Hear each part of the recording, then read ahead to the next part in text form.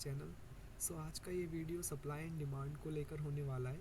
Supply and demand zones में किस तरीके से हम इनको अपनी ट्रेडिंग में यूज़ कर सकते हैं और किस तरह से ये काम करते हैं। आई होप कि मैं आपको आसान शब्दों में समझा पाऊँगा कि सप्लाई एंड डिमांड जोन्स क्या होते हैं। चलिए इस वीडियो को शुरू करते हैं। मैं आपको एक एग्ज़ाम्पल के थ्रू समझाने की कोशिश करूँगा इस वीडियो में।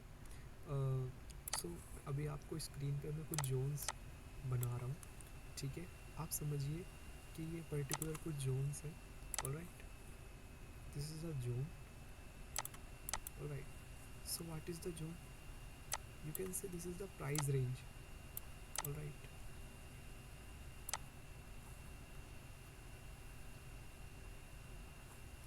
मैंने आपके सामने कुछ स्क्रीन पे ये जोन्स को मार्क किया है। ये जोन्स क्या है और ये किस तरह से काम करते हैं, चलिए समझते हैं। दिस इज़ द सॉरी,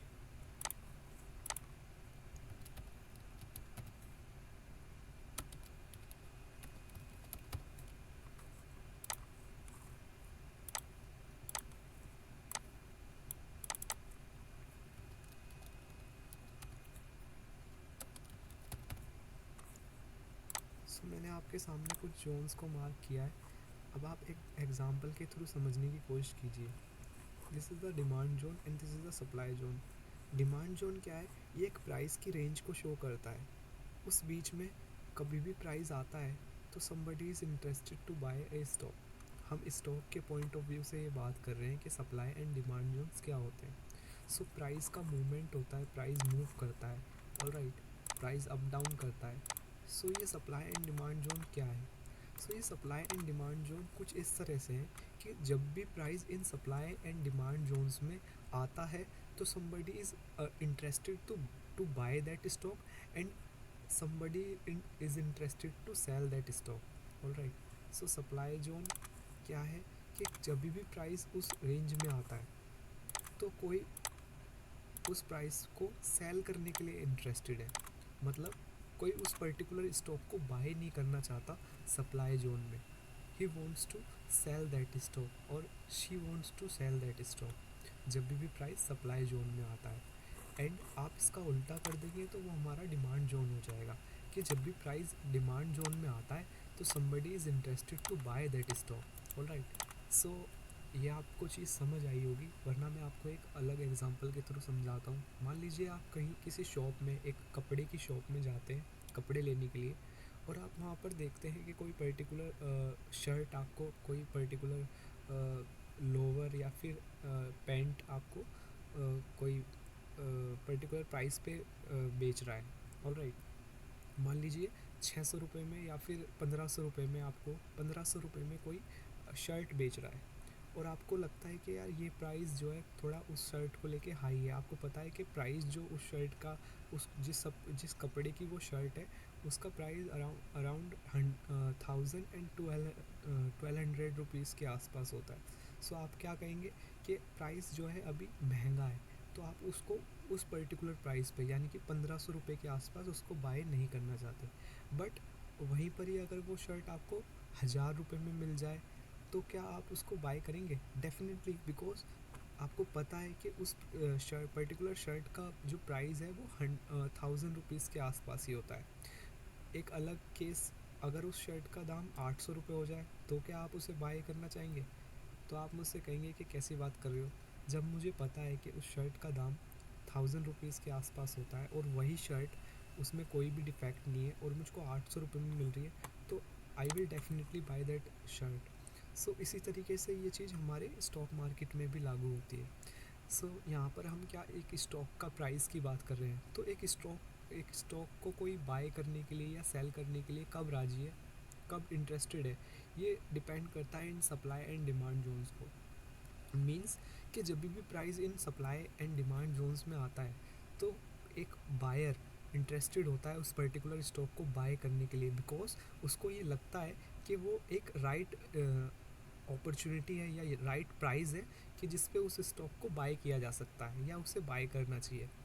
तो उस जोन को हम डिमांड जोन कह देते हैं। ऑलराइट, अगर अगर मैं आपको शर्ट के एग्जांपल के थ्रू समझा पाया हूँ, तो मान के चलिए कि ये जो जोन है ये 1000 रुपीज़ प्राइस रेंज को शो कर रहा है। बट अभी जैसे मैंने आपको कहा कि प्राइस जो है 1000 से गिर के 800 रुपये हो जाता है, तो क्या आप बाय करेंगे? तो बिल्कुल बाय करेंगे। सो चार्ट में भी कई बार किस इस तरह के आपको चार्ट देखने को मिलेगा। All right, so this is the demand zone, जिसमें क्या है, प्राइस आया तो वहाँ से हमको बाय बैक देखने को मिला, क्योंकि क्या है, somebody is interested to buy that stock on particular price range. इसी तरह से अगर प्राइस उससे नीचे जाता है तो क्या होता है कि दो उस केस में दो सिनेरियो हो सकते हैं। या तो जो बायर है वो इंटरेस्टेड नहीं है उसको बाय करने के लिए। ऑल राइट, या फिर क्या हो सकता है कि कई बार जो वो स्टॉक है हमें और थोड़े नीचे से बाय बैक देखने को मिले, क्योंकि बायर के लिए तो ये अच्छा ही है ना कि कोई चीज़ उसे 1000 रुपये की बट की 800 रुपीज़ में मिले। सो हमें चार्ट में कुछ इस तरह की चीज़ भी देखने को मिलती है। इसका रिवर्स में अगर मैं बात करूँ तो सप्लाई जोन, अगर कभी भी प्राइस सप्लाई जोन में आता है तो वहाँ पर क्या है, कोई पर्टिकुलर सेलर उसको सेल करने के लिए इंटरेस्टेड होता है, यानी कि ऐसा जोन जहाँ पर उस चीज़ को कोई बाय नहीं करना चाहता। या फिर आप ऐसे भी कह सकते हैं कि एक ऐसा प्राइस रेंज जहाँ पर एक बायर को ये लगने लगता है कि वो उस स्टॉक के लिए बहुत महंगा एक प्राइस है, यानी कि उस price that particular price is very we can say expensive for that particular stock. So वहाँ पर वो बायर उस स्टॉक को बाय करना नहीं चाहता। So that is the supply zone. So इस तरह से ये जोन काम करते हैं। आई होप मैं आपको समझा पाया हूँगा अपनी एग्जांपल्स के थ्रू। अब हम इस चीज़ को चार्ट में अप्लाई करके देखते हैं। सो ये आप किसी भी चार्ट पे देख सकते हैं। सो मैं आपको ये समझाने के लिए अभी इंडसलिंड बैंक का एग्जांपल लेता हूँ। All right,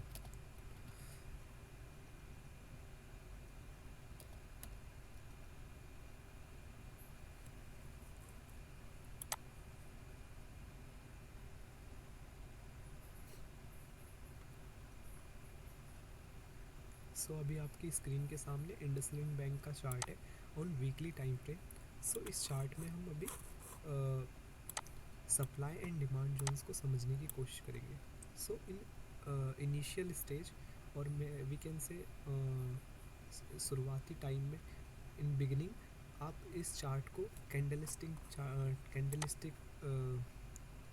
time candlestick chart की फॉर्म में ना देख करके आप इसको लाइन फॉर्म में देखिएगा। ऑल राइट, शुरुआती जब आपने अभी अभी इन चार्ट्स को समझने का जब आपने अभी अभी इन चार्ट्स को समझना शुरू किया है, तो उस टाइम पर आपके लिए इजी रहेगा कि आप उस चार्ट को लाइन चार्ट के थ्रू एनालाइज करें, बिकॉज इन इनिशियल लेवल और ये बहुत इजी होता है इसको समझना, क्योंकि ये हम अपने स्कूलों में, कॉलेजेस में पहले से इसको हम पढ़ते हुए आते हैं, तो हमारे लिए लाइन चार्ट को समझना आसान होता है। और मैं तो ये कहूँगा कि जब आप लाइन चार्ट और कैंडलस्टिक चार्ट को भी समझ जाएंगे, दोनों चार्ट को आप समझने लगेंगे, तो आप उस टाइम पर लाइन चार्ट को ही प्रीफर करेंगे, because line chart is easy to understand. All right, और मार्केट में आपको ये चीज़ एक्सपीरियंस के हिसाब से, अपने एक्सपीरियंस के आधार पर ये चीज़ें समझ आने लगेंगी कि जो इजी चीज़ होती है उसी से पैसा बनता है मार्केट में। जो डिफ़िकल्ट चीज़ें होती हैं, 136 तरह की स्ट्रेटजीज़, ये वो, इन चीज़ों से पैसा नहीं बनता। पैसा जो बनता है वो सिंपल चीज़ से बनता है। सो इसलिए मैं अभी आपको कहूँगा कि इनिशियल स्टेज में ऑलवेज़ आप लाइन चार्ट का यूज़ करें चार्ट को एनालाइज करने के लिए। तो इस चार्ट में मैं आपको समझाने की कोशिश करता हूँ कि डिमांड एंड सप्लाई जोन क्या है।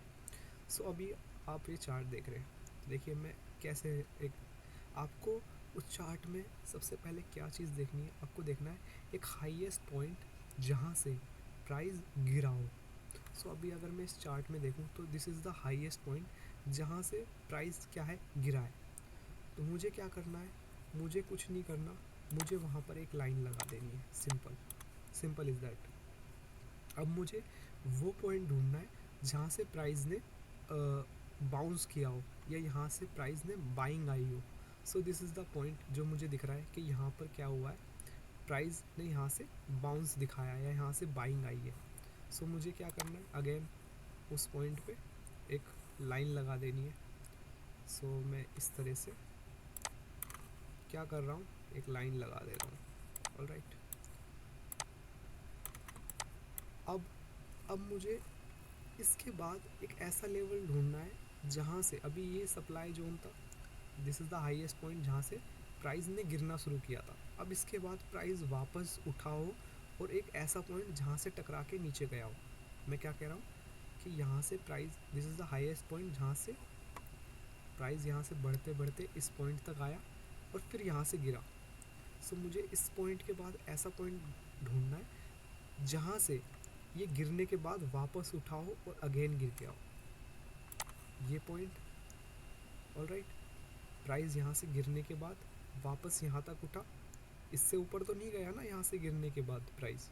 सो मैं क्या कह रहा हूँ कि प्राइस आपको दिख रहा है यहाँ से गिरने के बाद यहाँ तक गया। ऑलराइट, इस पर्टिकुलर पॉइंट से प्राइस ऊपर नहीं गया और इसके बाद प्राइस क्या फिर से गिरा। ऑलराइट, आपको ये चीज़ समझ आ रही होगी। सो उसके बाद हमें क्या करना है, वहाँ पर भी एक पर्टिकुलर लाइन लगा देनी है इस तरीके से। ऑलराइट, और ये चीज़ हमें नीचे से भी करनी है कि प्राइस यहाँ से उठा और फिर यहाँ से गिरा। Alright, so this is the zone जो मुझको दिख रहा है अभी, ये पर्टिकुलर ए यहाँ पे। सो प्राइस यहाँ से प्राइस क्या है, यहाँ से गिरने के बाद, उठने के बाद यहाँ तक आया, फिर यहाँ से उठा। ऑलराइट, सो मैंने क्या है, इस लाइन को पीछे तक बना दिया इस तरीके से कुछ। क्लियर, आपको ये समझ आया होगा, इजी। अब ये चीज़ हम दोबारा करते हैं, आप ये चीज़ को समझ गए हैं आई थिंक, कुछ इस तरीके से और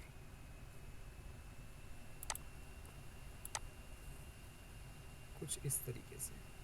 सो आपने अपने इस चार्ट में सप्लाई एंड डिमांड जोन्स को मार्क कर लिया है, आप समझ गए हैं, ये इतना ही सिंपल था। अब थोड़ा इसको और डीपली हम एनालाइज करते हैं कि हमने जो ये लाइनें लगाई हैं, ये जो सिंगल लाइनें बनाई हैं, इनका मतलब क्या है और ये किस तरीके से बनाई है। सो अभी हम सबसे पहले इस लाइन की बात करते हैं। सो ये क्या है, सो आपने क्या देखा, आपने देखा कि प्राइस यहाँ से उठा था और पीछे भी आप देख रहे हैं कि प्राइस यहाँ से, इस पर्टिकुलर पॉइंट से प्राइस ने एक रैली दिखाई थी और जब प्राइस वापस से इस पर्टिकुलर जोन में आया तो दिस इज़ द जोन। ठीक है, एक ये आपने एक जोन मार्क कर लिया, this is the supply zone. कैसे पता लगा, प्राइस जब इसको क्रॉस करके गया था तो प्राइस ने यहाँ सपोर्ट लिया और यहाँ से हमें बाइंग देखने को मिली। अगेन प्राइस इसी जोन में आया तो हमें यहाँ से बाइंग देखने को मिली। So this is the major supply zone, sorry this is the major demand zone. Major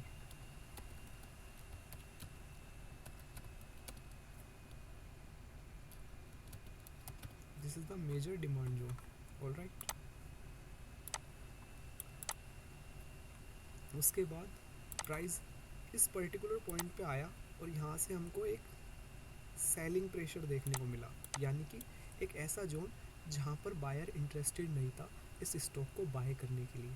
सो हमने क्या किया, इसमें लिख दिया कि this is the major selling zone. Alright,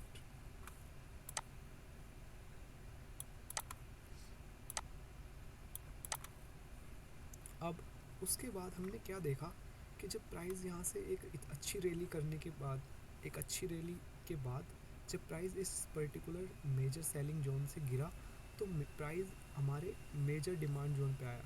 सो ये मेजर सप्लाई और मेजर डिमांड जोन होते हैं, पर इस पर्टिकुलर मेजर और मेजर सप्लाई और डिमांड जोन के बीच में कुछ minor supply and demand zones भी फॉर्म होते हैं। सो उसके बाद हमने क्या देखा कि प्राइस ने यहाँ पर भी कुछ समय बिताया था। ठीक है, सो हमारे लिए ये क्या हो जाता है, एक मेजर, एक माइनर डिमांड जोन हो जाता है। सो this is the minor demand zone. ठीक है, this is the minor demand zone. कि प्राइस जब यहाँ से जब प्राइस ने यहाँ से बढ़ना शुरू किया तो प्राइस यहाँ पे गिरा था और पर्टिकुलर उसने अपनी जो रैली थी उसको कंटिन्यू किया था, ठीक है। या फिर आप ये भी कह सकते हैं कि यहाँ पर प्राइस ने थोड़ा टाइम स्पेंड किया और उसके बाद रैली दी।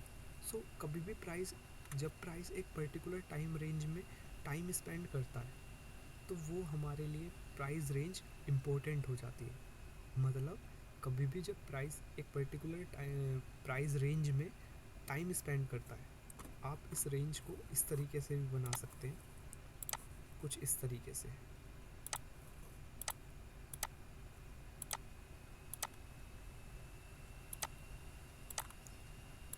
ऑलराइट, आपको समझ आ रहा होगा कि मैं क्या कह रहा हूँ। आप देख सकते हैं कि ये एक ऐसी जोन है कि जहाँ पर प्राइस ने क्या है, टाइम स्पेंड किया है।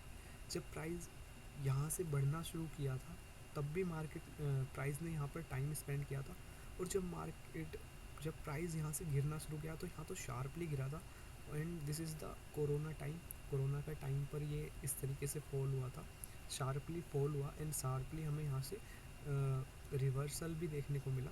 बट जब शार्पली फॉल के बाद प्राइस ने वापस बढ़ा, जैसे पहले मार्केट जब फर्स्ट टाइम जब प्राइस बढ़ रहा था उसने यहाँ पे टाइम स्पेंड किया था, एंड सेकंड टाइम ऑल्सो जब प्राइस यहाँ से वापस आया तो इसने यहाँ पे टाइम स्पेंड किया। तो ये इस चीज़ को शो करता है कि ये एक इम्पोर्टेंट जोन है जो कि जहाँ पर प्राइस ने टाइम स्पेंड किया। एंड अगर आप ये जोन को मार्क करते हैं तो this is your minor demand zone. और उसी तरीके से आप इन जोन्स को भी माइनर सेलिंग जोन के में रख सकते हैं, ठीक है। एक ये ऑलराइट, और एक आप यहाँ पर भी एक जोन आपको नज़र आ रहा होगा, ये देखिए, this is also a minor selling zone we can say. अभी देखिए यहाँ से प्राइस टकराया और यहाँ से बैक देखने को मिला, यानी कि यहाँ पर जब प्राइस आया तो इसने एक सप्लाई जोन का काम किया। बट वापस बायर्स इंटरेस्टेड थे तो बायर्स ने क्या है, बायर्स जब पावरफुल होते हैं तो प्राइस को इस तरीके से ऊपर लेके जाते हैं। ऑलराइट, आप देख सकते हैं प्राइस नीचे इस तरीके से, ठीक है, इस तरीके से प्राइस आता है और हमको इस तरीके से देखने को मिलता है प्राइस का मूवमेंट। सो आपको समझ आ रहा होगा कि प्राइस जो ये हमारे जोन्स हैं इनको किस तरीके से रिस्पेक्ट करता है। ऑलराइट, एंड कभी भी जब प्राइस इन रेंज में आ रहा है, सो अगर हम सिंपल इस लॉजिक का इस्तेमाल करते सप्लाई एंड डिमांड जोन्स का, तो हमें पता था कि जब प्राइस ने यहाँ से रेलिंग देना शुरू किया था तो हमने ये जोन्स को मार्क कर लिया, और जब प्राइस वापस आया, सो this is the very pandemic situation. And so this was the pandemic situation. यहाँ पर क्या था, एक सेलिंग सिनेरियो, एक डर का, फियर का माहौल था, तो मार्केट ने क्या है, तेज़ी से यहाँ से हमें शार्प फॉल देखने को मिला। बट आप देख सकते हैं कि प्राइस कहाँ तक गिरा। प्राइस ने जो हमारा बाउंस किया है वो हमारे उसी मेजर डिमांड जोन से बैक किया है। सो हमारे लिए major demand zone always investment opportunity की तरह काम करते हैं, कि जब भी प्राइस इन मेजर डिमांड जोन में आ रहा है तो उस टाइम हम वहाँ पर इन्वेस्ट कर सकते हैं। ऑलराइट, अगेन अब प्राइस अगर इन रेंज में, ये मेजर सेलिंग जोन है, इसका मतलब है कि अगर प्राइस को ऊपर भी जाना है, भले ही अगर प्राइस यहाँ से ऊपर जाना चाहता है, लेकिन जब फर्स्ट टाइम प्राइस इसको आएगा तो प्राइस इसको रिस्पेक्ट करेगा, यानी कि फर्स्ट टाइम प्राइस यहाँ से बैक करेगा। अब वो इतना भी बैक कर सकता है, इतना भी बैक कर सकता है, इतना भी, ये किसी को नहीं पता। बट हमें इतना ज़रूर पता है कि प्राइस वन टाइम में इसको ब्रेक नहीं करेगा। रेयर चांस होते हैं कि वन टाइम में प्राइस इसको ब्रेक कर दे। सो प्राइस इसको रिस्पेक्ट करेगा। सो वहाँ पर हमारे लिए छोटे टाइम फ्रेम में एक इंट्राडे ट्रेड फॉर्म हो जाती है। हमने एनालाइज बड़े टाइम फ्रेम में किया और उसका हमने छोटे टाइम फ्रेम में एक ट्रेड की तरह उसको इस्तेमाल किया। And this is also happen in swing trade. जब आप देख सकते हैं कि ये एक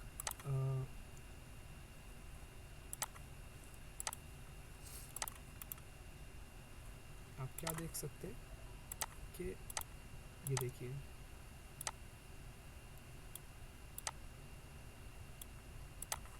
this is a wonderful trend line. Alright, and price जब यहाँ से बाउंस कर रहा है, सो हमारे लिए ये एक इम्पोर्टेंट माइनर डिमांड जोन है। तो प्राइस जब इसमें आया तो आप यहाँ पे इन्वेस्ट कर सकते हैं, यानी कि स्विंग ट्रेड कर सकते हैं और स्मॉल प्रॉफिट बुक कर सकते हैं।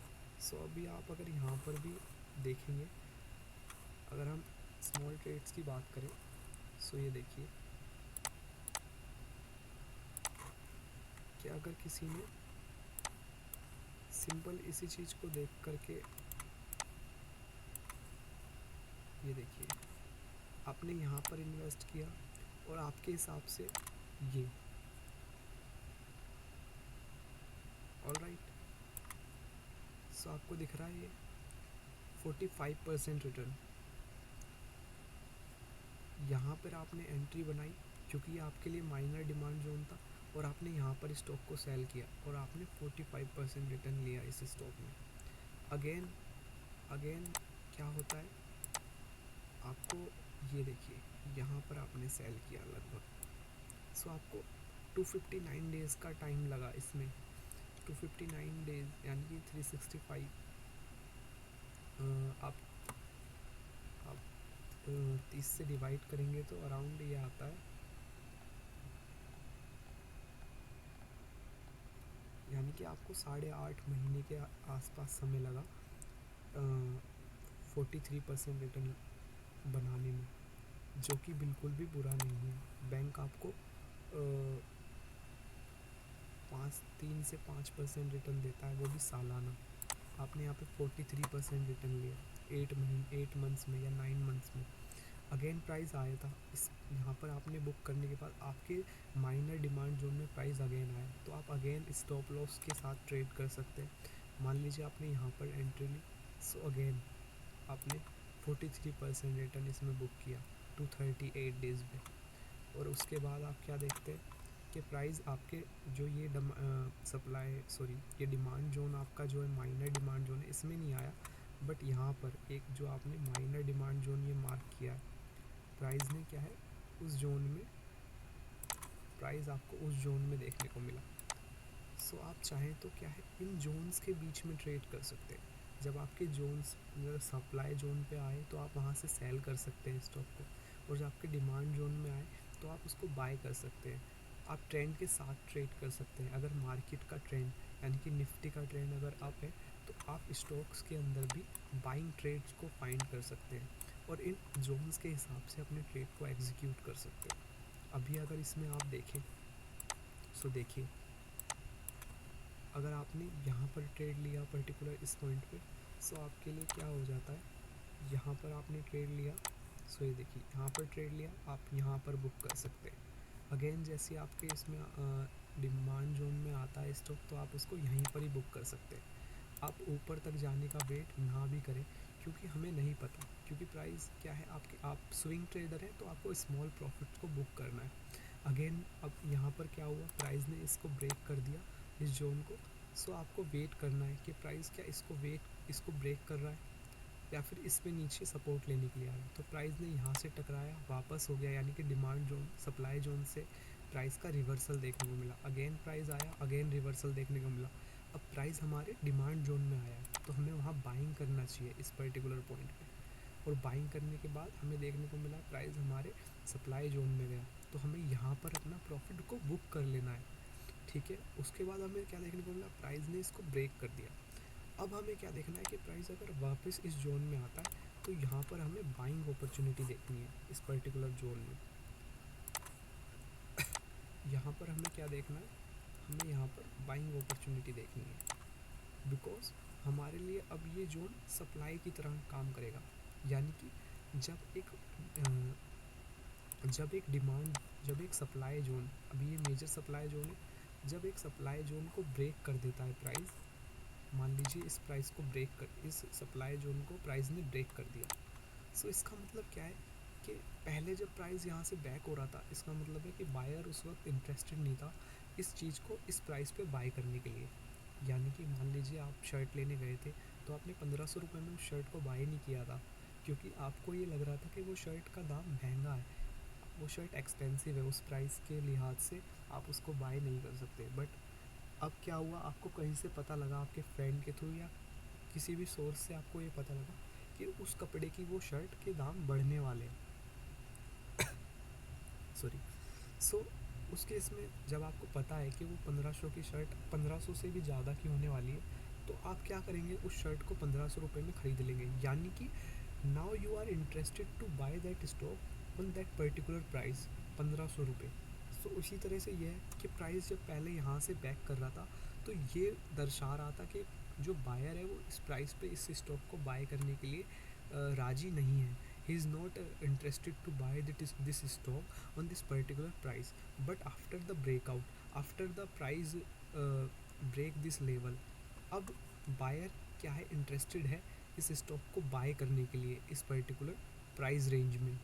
सो अब क्या होगा, जब प्राइस इस तरीके से एक बार में इस जो सप्लाई जोन्स होते हैं उनको पार कर देता है, तो क्या होता है कि कुछ बायर्स छूट जाते हैं जिन्होंने वो स्टॉक बाय नहीं किया। तो इसलिए हमें कई बार ऐसा देखने को मिलता है कि प्राइस वापस से एक बार इसको टेस्ट करने के लिए आता है। और अब अगर प्राइस यहाँ वापस आया और हमें यहाँ पे कुछ बुलिशनेस शो होती है स्टॉक में, तो हम उस स्टॉक को यहाँ पर बाय करते हैं और अपना stop loss something near this last swing low हम रखते हैं और अपनी एक टारगेट रेंज को डिसाइड करके हम उसमें ट्रेड करते हैं। This can be swing trade also intraday. So इस तरीके से ये चीज़ काम करती है। All right. एंड एक चीज़ को आप कभी मत भूलना कि जब भी प्राइस वन टाइम में, जैसे इसको प्राइस ने इस पर्टिकुलर रेंज को मान लीजिए ब्रेक किया इस तरह से, सो हमारे लिए as a supply and demand trader हमारे लिए अभी भी ये जो जोन है, अभी भी ये मेजर सेलिंग जोन है। कब तक हम इसको मेजर सेलिंग जोन मानेंगे? नो डाउट ये मेजर सेलिंग जोन एक डिमांड जोन बन जाएगा। बट कब हम ऐसा मानेंगे? हम ऐसा तब मानेंगे जब प्राइस यहाँ पर एक बार इस तरीके से सपोर्ट लेके और यहाँ से बाउंस करेगा। मतलब हमें यहाँ पे कुछ बुलिशनेस दिखेगी और प्राइस कुछ इस तरीके से इसको रीटेस्ट करके जाएगा। इसको बोला जाता है रीटेस्टिंग। मतलब प्राइस ने हमारे सप्लाई जोन को रीटेस्ट किया और हमें ये शो किया कि अब ये जो सप्लाई जोन था अब ये डिमांड जोन बन गया है। अगर मैं आपको अभी इस स्टॉक में इस चीज़ का एग्जांपल दूँ, तो आप पीछे यहाँ पर देखिए ध्यान से, आपको ये चीज़ समझ आएगी। यहाँ पर देखिए क्या हुआ था, यहाँ पर देखिए। सो अभी क्या है, मान के चलिए ये जो आपका एक सेलिंग जोन है, सप्लाई जोन है ये आपका, और आपने यहाँ पर एंट्री ली। अब सॉरी, आपने यहाँ पर एंट्री ली और आप क्या वेट कर रहे हैं, ये आपका एक सप्लाई जोन है और आपको पता है कि ये भी मेरे लिए एक सप्लाई जोन है। सो प्राइस यहाँ से भी बैक कर सकता है और यहाँ से भी बैक कर सकता है, आपको नहीं पता। सो आपने यहाँ पर ट्रेड ली, प्राइस यहाँ से ऊपर गया, वापस बैक आ गया, मतलब समवेयर इसी जोन से बैक आ गया।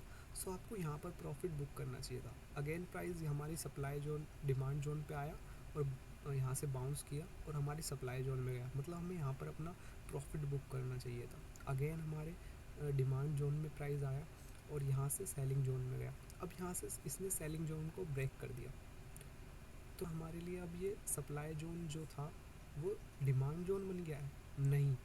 कब तक हम ऐसा नहीं मानेंगे? जब ये एक बार इस पर सपोर्ट ना ले ले, यानी कि प्राइस इस तरीके से ऊपर गया, अब इस पर एक बार सपोर्ट लेके यहाँ से बाउंस ना करे, तभी हम इसको डिमांड जोन मानेंगे। अभी हम इसको डिमांड जोन नहीं मान सकते। और देखिए यहाँ से हुआ भी, प्राइस ने इसको यहाँ से ब्रेक किया और हमें क्या देखने को मिलता है, प्राइस यहाँ से बैक हुआ, इवन इसको भी वापस से हमारे जो माइनर डिमांड जोन था वापस उसमें आ गया। प्राइस ने इस वाले पर्टिकुलर लेवल पे कोई भी सपोर्ट नहीं ली, इस लेवल को टेस्ट नहीं किया।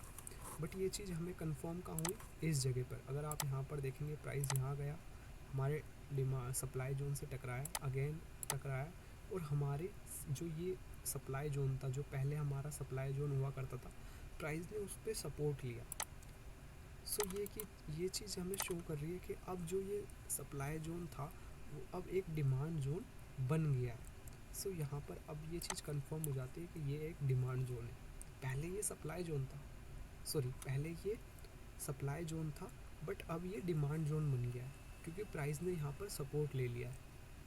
सो इस चीज़ का हमेशा ध्यान रखें कि आफ्टर द रीटेस्ट हम ये मानते हैं कि वो सप्लाई जोन डिमांड जोन बन चुका है या वो डिमांड जोन सप्लाई जोन बन चुका है।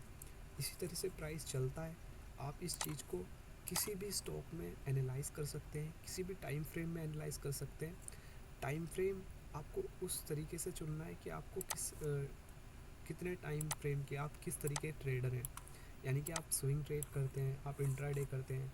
अगर आप इंट्राडे ट्रेडर हैं तो आपको ये जो चीज़ हम अभी कर रहे हैं ये आपको 30 मिनट के टाइम फ्रेम में करनी है, और आपको जो एंट्री ढूंढनी है स्टॉक में, ट्रेडिंग करनी है, वो 15 मिनट के टाइम फ्रेम में या 5 मिनट के टाइम फ्रेम में करनी है। But if you are a swing trader तो आपको ये चीज़ वीकली टाइम फ्रेम में या फिर डेली टाइम फ्रेम में, ठीक है, आप 2 टाइम फ्रेम में ये चीज़ को एनालाइज करें, ठीक है, weekly and daily time frame, या फिर आप डेली टाइम फ्रेम या फिर 2 आवर टाइम फ्रेम, इस तरीके से आप पर्टिकुलर 2 टाइम फ्रेम को चूज़ करके उसमें ये इस चीज़ को एनालाइज कर सकते हैं। और आप कोई भी पर्टिकुलर चार्ट को देख सकते हैं, और आप कोई भी पर्टिकुलर चार्ट में ये चीज़ को देख सकते हैं। एंड आप मुझे भी लिख के बताइएगा कमेंट्स में अगर मैंने कुछ गलत बताया हो या फिर कुछ चीज़ जो मेरे से छूट गई हो।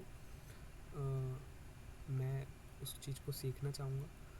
एंड अगर आप अभी भी इस वीडियो में बने हुए हैं, आपने यहाँ तक इस वीडियो को देखा है, so thank you very much, बहुत बहुत धन्यवाद आपका। I will make such videos.